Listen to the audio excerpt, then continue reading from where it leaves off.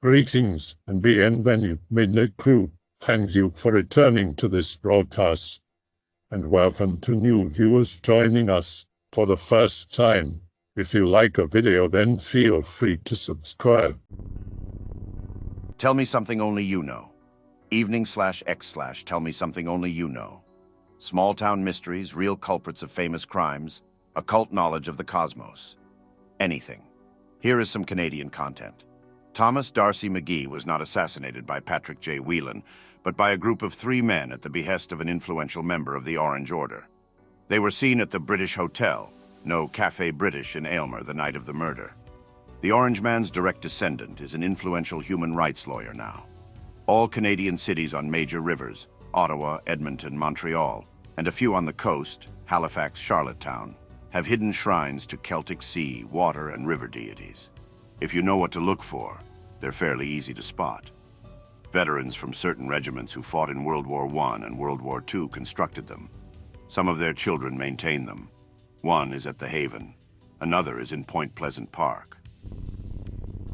There is a sacred grove that my dad had cut into the woods behind my parents' house. The forest grew up around it, but it's still there beneath the branches. It has a natural little amphitheater with a big stump like an altar or font in the middle that fills with water and forms a reflecting pool. There was a circular footpath from there down through the trees that led down to a stream. I used to play out there as a kid and commune with the forest spirits, do rites and sacrifices out there, consecrate knives and walking sticks, sometimes play instruments. I had a run-in with Paul Bernardo about 6 months before he got arrested. Long story, I'll keep it short. I was going to the University of Guelph at the time, and I got stranded overnight in Hamilton with no way to get to Guelph until the buses started running again the next morning. I had no place to go, so I just decided to street camp in a bus shelter till morning. About 2 a.m., the streets were utterly empty. A gold-colored compact car pulled into a parking space in a parking lot just behind the bus shelter I was sitting in. Big empty lot, he pulls into the space right behind me. My freak radar went off. I decided to turn around and give him a dirty look to let him know I knew he was there and wasn't fooling anybody. I looked right at him. I didn't know it at the time, but it was Paul Bernardo, probably our cruising for another victim. I didn't recognize him so much as the car I saw on the back of a trailer getting hauled away from the news footage the day he was arrested. The day I saw him, he looked heavier and his hair was longer. He looked like a messy slob pervert. Later on, cleaned up for trial, he looked a lot different. Anyway, he sat there in his car for a minute or two, probably determined I was male, and started it back up and left. Here's where it gets a little strange. About 5 minutes after he left, I saw a police car pull up to the same intersection I first saw Bernardo's car sitting at before he pulled into the lot behind me.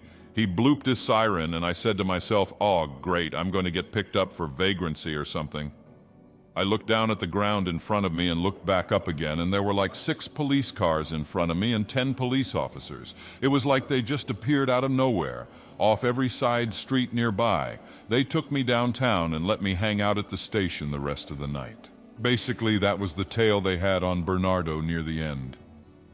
When Bernardo left, they waited a few minutes and scooped me up for my own safety in case he decided to come back. Here's the kicker about that. I read the history of the Bernardo case a few years ago. They supposedly never had him under 24-hour surveillance officially until about a month later. That happened in November. They never put him under 24 hours until about Christmas. Though I know that's not true. They were tailing him at least a month earlier. I wonder who they allowed to get into his car. Then they screwed up and lost him, and that person was never seen again. I bet you the cops are hiding something like that. That's why they claim the later date is the start of the 24-hour tails.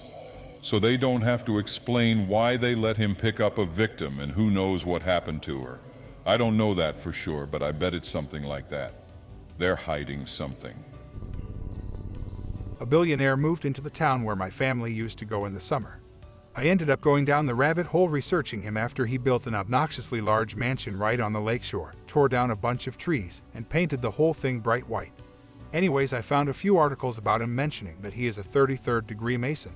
I found a few photos of him in weird Masonic garb, not just a little apron but some kind of Muslim-looking hat too, not a Shriner fez. These have all been scrubbed from the internet since I found them. If you kayak or boat up by his house, a team of former SEALs and whatnot will follow you along the shore on a golf carts. Drone security has been seen above his house during events. Not necessarily anything super spooky, but the deletion is weird. And the security is off-putting and weird in a small beach in a lake town. Give more Canadian stuff, please. Anything pertaining to Southern Ontario would be great. Might investigate if I get the chance and if it's legit enough. I have nothing to back up my claims, but there seems to be weird stuff that lives in Lake Ontario, for one.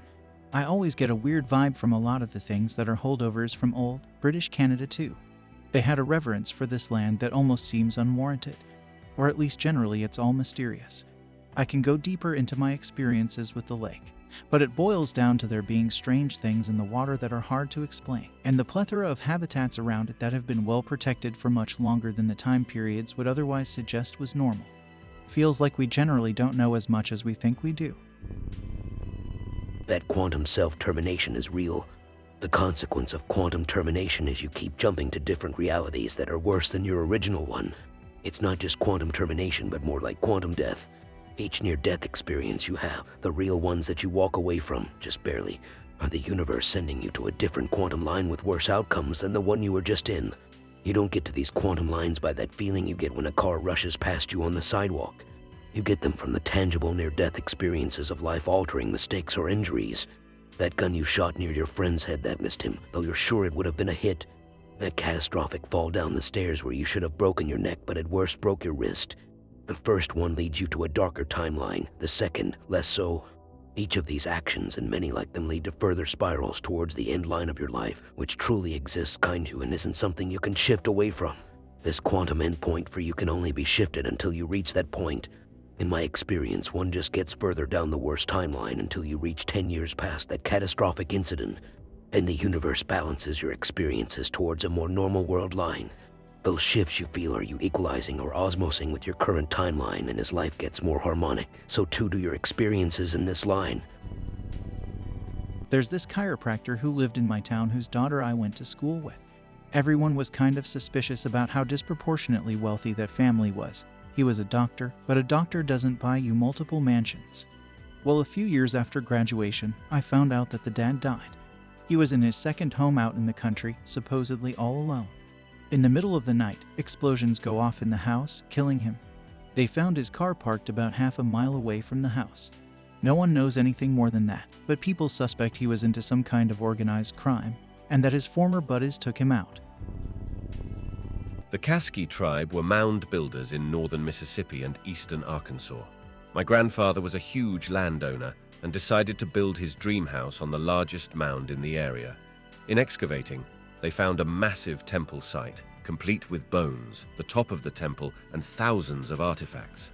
He went on to become a multimillionaire after a bumper crop of cotton the next year, all the way from abject poverty to the top. After that year, he became connected with some of the highest people in power in the United States. His kids fought over his money after he passed, and the estate was never settled. He found something in that mound that he never shared with anyone else, but he told me that it was something that no one should ever see ever again. I wish that I knew where he left it. That's a nail-biter. You should have grilled him for answers, man. Did he tell you any hints about it? Never. My mom swore that she thought he had sold his soul to the devil, but he didn't flaunt his money or anything. Bill Clinton and Al Gore were in office when he died, and they both came to his funeral in our small town. I was literally stunned. The other oddity was that my grandmother swore that the dream house was haunted, which would make sense. She had it exorcised, she had it blessed, but the spirits or whatever never left. They never hurt anyone, they just seemed to be there.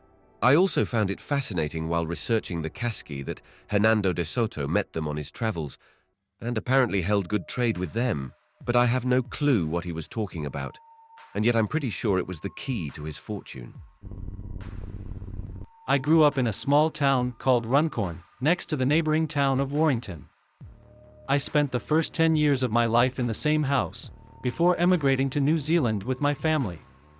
The house wasn't anything special, not an old Victorian building, nor a new construction. From the best of my knowledge, it was built in the 80s, however the events that took place there were far from normal.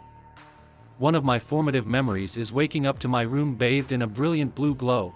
I don't remember how old I was during this experience, my best guess would be 5 years old. My room was one on the second story, facing our fenced-off backyard, with a surrounding forest outside its border. I distinctly remember 3 figures inside my room. Their appearance was hazy, and almost two-dimensional. As if they were shadows on my walls, I remember them approaching my bed, and then that's it. For the first 10 years of my life, I was utterly terrified of anything even remotely related to aliens. For no apparent reason as well. The depiction of a stereotypical gray would cause me to freeze, have an uncontrollable panic attack, or in extreme cases, wet myself. The older I get, I'm 25 now, the more I think about the memory of the figures in my room. Was some sort of abduction. As a young child under the age of 5, I had a habit of laughing in my sleep, sometimes until the point of tears. I would also wriggle around and stretch my arms up, as if interacting with an unseen person. This would often perplex my mom and dad, putting them on edge. Eventually they paid it no mind, chalking it up to just a normal occurrence. This was until one night, they were both watching a movie on the couch downstairs. The living room adjacent to the staircase that leads to the upstairs, and a corridor connecting the landing to my room. Mom decides it's time to check on me. I would have been around 3, as my younger sister wasn't born yet. She heads upstairs, leaving my dad on the couch. Reaching the top of the landing, she can see through a small crack in my door, and by the moonlight of my open curtain, a figure standing over my bed, and me, as usual, laughing in my sleep. Assuming my dad had beat her upstairs and was playing with me in the crib, she headed back down. Finding my dad on the couch, she comments that he made it back down here fast, adamantly refuting that he had not left the couch. They both flew upstairs to find the door wide open, every light in the room now on, and me laughing to the point of tears, sitting up in bed with my eyes closed, fast asleep. One of the strangest incidents occurring at home happened to my mother. This occurred in early 2007, when our belongings were being removed from the house by movers, and placed in containers ready to ship over. We had an oven cooktop with an extractor fan attached above. This fit into an alcove in our kitchen, with about an inch between the extraction unit and the ceiling. The whole unit was about 7 feet tall, and 4 feet off the wall, so was quite sizable. For years, socks had been going missing in the house, just the odd one here and there, but we were left with a large number of single socks in a drawer, without their partner. Mom came home from work one afternoon to find the movers finishing up for the day. One of them asked her, "Are these yours?" Handing her 3 neat piles of clean, pressed socks. She quickly realized that the socks were the many that had disappeared over the years. In disbelief, she asked the movers where on earth they had found the socks, as she had practically turned the house upside down on many occasions trying to find them. The worker told her that they were in 3 neat piles, at the very back of the 1-inch gap between the extraction unit and the ceiling. The socks didn't have a speck of dust on them, but the top of the unit was caked in a thick layer. There was also no evidence the unit had ever been moved. What the hell? Another strange encounter from New Zealand. I lived with my girlfriend at the time, and 3 other people in a 3-story shared house. The house itself was quite spacious, with one couple living on the ground floor, me and my girlfriend living on the second, with our other flatmate down the hall on the second floor as well. The staircase was a spiral one that ran through the middle of all 3 floors, and made a significant amount of noise even when walked upon with caution. A regular occurrence was to hear loud footsteps stomping around the top floor, which was the lounge/kitchen area. These footsteps would be accompanied by the sounds of items clanging, and sometimes even dragging sounds. It used to freak out my partner, and I'd often ascend the stairs with a flashlight, as unfortunately the light switch to the upper floor was located in the middle of the lounge, only to see nothing moved about, and nobody upstairs. It definitely wasn't a fellow flatmate out for a midnight snack, as the sounds would only ever cease the moment your foot touched the staircase, which was the only way down, aside from an about 8-foot jump from the balcony. Upon asking the guy on our level, he said he'd heard it a few times, but was never usually up that late, as the commotion usually started around 2 a.m. He just assumed it was one of us. The sounds persisted, and though spooky, we just let it go, preferring not to think about it. We'd all heard the house settling before, and though we all knew the sounds were certainly not that, it was best to just let it go. Until one night, the entire household was awoken by an almighty racket that shook the whole building. It was one of the loudest bangs I've heard, mixed in with the sounds of breaking wood, and it sounded like someone had torn the kitchen cabinets off the walls, sending items everywhere and breaking. I flew out of my room, to meet the others already sprinting up the staircase, flashlight in hand. We were expecting the place to look like hell itself had been opened. But there was nothing. Nothing was out of place, no doors had slammed, not a single piece of cutlery had moved from where it had been the night before. It was a calm night, with no notable wind, and we could not for the life of us come up with an explanation for such a racket. Still kinda gives me the creeps. It sounded like someone had aimed a double barrel at the floor, and pulled both triggers. I'm living in Australia now. In New Zealand I had many strange dreams, one in particular stands out and it was utterly terrifying. I'll go into it. It was the start of the first lockdown in 2019, I was living in an empty flat as my flatmates had all gone home to stay with their families. My girlfriend at the time had decided to stay at mine during the whole thing, so it was just us two. I experienced my first, or at least the first false awakening I was aware of. I saw my girlfriend standing in the middle of the bedroom, only illuminated faintly by the light coming through my bedroom window. I asked what she was doing, and when my eyes began to adjust to the gloom, I could see she was facing away from me, clutching her chest. She was covered in blood, to the point where it was pouring from her back, coming from several enormous gouges, as if someone had taken to her with a machete. I remember saying, "Holy shit," as I realized the entire room was flooded with blood. She was far past ankle deep in it. The walls, as I looked around, had strange symbols painted in it too, and the more I looked around, the more I saw. Looking away from the walls, and back to her, she was now standing over me. It looked like she had been completely disemboweled, and she was cradling her insides in her arms, spilling out from a catastrophic wound. She also had no eyes, as if they had been gouged out. She then moved with incredible speed, now straddling me, with one hand on my neck, holding me down. I could physically move, and despite my struggle, she was strong enough to keep me helplessly pinned. Her other hand raised above her head, and was jammed deep into my chest, fingers first, like a blade. I felt everything. I woke up screaming, falling out of bed and scrambling away from it in hysterics. Took me quite a while to come back to reality. Yeah, I actually feel very uncomfortable now I've retold it. It's not one I tell often and it still scares me. At least there's people like yourself here, so I'm not just screaming at the wind. I have no idea what it was. I've had plenty of nightmares too, but this was something else. I don't know if you read my previous story about the loud bang and footsteps upstairs, but the nightmare took place about a year earlier, in a different house, and on a different side of the country. Not sure if it followed, or was separate. If we're talking about the three-storied house, there is one other incident that occurred there of note. I was home alone sick, as the rest of the flat had gone to the beach that day, and I wasn't feeling well at all. I was upstairs in the lounge, with the curtains and windows open. It was a nice sunny day, and I was hoping the fresh air would do me good. I was sitting on the couch on my phone, and just scrolling when something caught my eye. A black mass, in the shape of a person, crossing my vision entering the kitchen. Only saw it for a split second.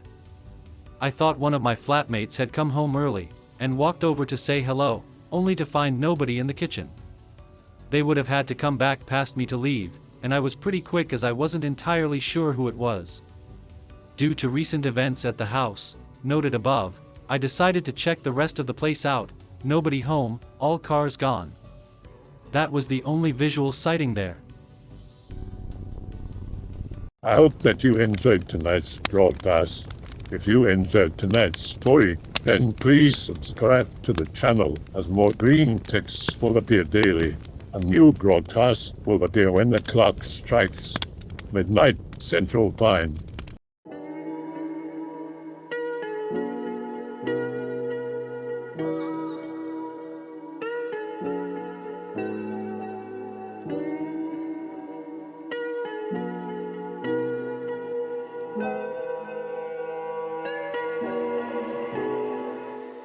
Remember to check out the Odyssey page in the description for a second archive of the channel's videos. There's also a Rumble archive as a backup.